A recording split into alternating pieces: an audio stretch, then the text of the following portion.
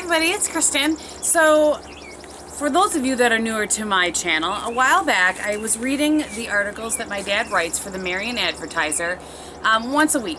And I had stopped because it seemed like the interest had kind of waned a little bit, but it seems to be popping back up again. So I'm going to go ahead and, every week, maybe not every week, but every other week or something, read one of his articles. For those of you that don't know, my dad is a minister, or he just retired on Sunday actually, so this was the last article. I've not read it yet. I'm going to read it, and my reaction will be your reaction. So this was the last article he wrote as a pastor. He retired on Sunday, but he will be continuing to write this article. So he has, it's just kind of like an editorial kind of thing, and it's always entitled, Here's What I'm Thinking. So the titles of these will always be, Here's What My Dad is Thinking. So here we go with this week, and this was published on June 27th, 2013. Are you as amazed at the ways that everything changes in our world as I am? We live in a place of never-ending diversity. Humans can see the differences between hundreds of shades of the same color, and we hear a phenomenally large range of sound. In order to appreciate the world He made, God gave us eyes and ears to hear all the wonders that surround us. That does not even begin to talk about taste, smell, and touch. The world, though constantly changing, remains the same overall, but the variety within the world is beyond our human comprehension. Animals have limited range of thoughts and responses. They are generally content as long as they can eat. Human minds, however, require a variety or they stagnate. God gave you an amazing brain, if you allow yourself to dream, if you are willing to work for that dream, and if you put your faith in God, you have no limitations. That is because your brain is wired to adjust and to be flexible. It is designed to process information and to expand. That is why we need variety. Variety gives color to our lives. The old saying that variety is the spice of life is true. We all need at least a little bit of change in our lives. Variety is why we go to the movies and tune in to the new shows on TV. Those new shows and movies may not be good, but we can try them out because we are intelligent enough to discern good from bad. Variety is what people are willing to try, people are willing to try new foods. I have even tried sushi.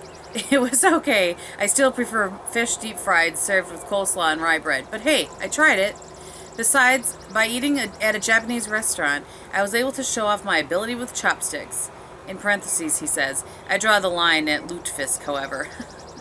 That's a Swedish thing, I'm fairly certain. One of the great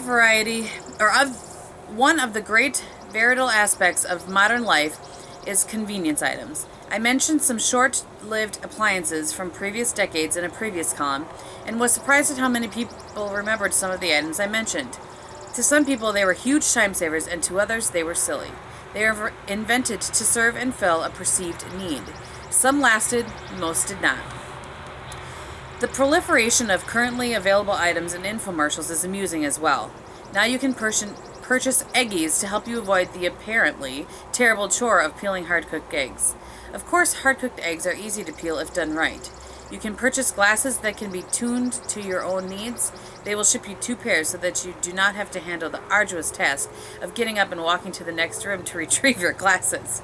You can even purchase stuff that allows you to install a screen door in the bottom of your boat with no leaks. How is that even possible? I'm gonna have to ask him about that. Who could have imagined these things 50 years ago? There seems to be no end to the wonders that are available for a short time, and they will double your order if you only pay the shipping costs. 20 years from now, there'll be another device that will seem... Let's try that again. 20 years from now, there will be other devices that seem silly to some people and are valuable to others. We seek convenience in fast food restaurants, car washes, and a host of other businesses. We can get our coffee in drive-thrus, and we can drop off and pick up laundry the same way. We live in the most convenient age ever. I remember when everything was not as convenient. Why, we had to get up from our chairs and walk all the way to the TV to change the channels. When I learned to drive, there were no clickers for cars. Most, if not all cars, had 2 keys. One key that opened the doors in the trunk, and the other that could be used to lock the glove box. The other was the ignition key. How did we survive with all that extra work? Speaking of driving recommendations of the week. When you are driving below the speed limit and someone pulls out to pass you, do not speed up. Let the other person get past you, and then you can speed up to your heart's content. and even pass that guy if you wish. If you get a speeding ticket, that's your problem. God has given us great minds. He wants us to be happy, and He makes it possible for us to be happy by knowing Him and His Son, Jesus Christ. Making His acquaintance is not always convenient, but is the most important act you will ever undertake. That's what I've been thinking about. I'll see you in church. So that's interesting. I thought he might actually talk about his retirement and that, but he didn't. So perhaps next week he will. I hope that you guys enjoyed that. Again, I know that this isn't for everybody, but there are definitely a lot of you who wanted to see this brought back again. So that is what I'm doing. I hope you enjoyed the outside setting today. I just recorded a haul video for my other channel out here, and I thought that while I was out here, I would go ahead and read my dad's article and enjoy some of the weather and the birds. So thank you guys so much for watching. I hope that you are having a great day. This will probably actually be day 5 of the 5 days of Kristin, if I remember correctly. If not, I'll note whatever day it is below.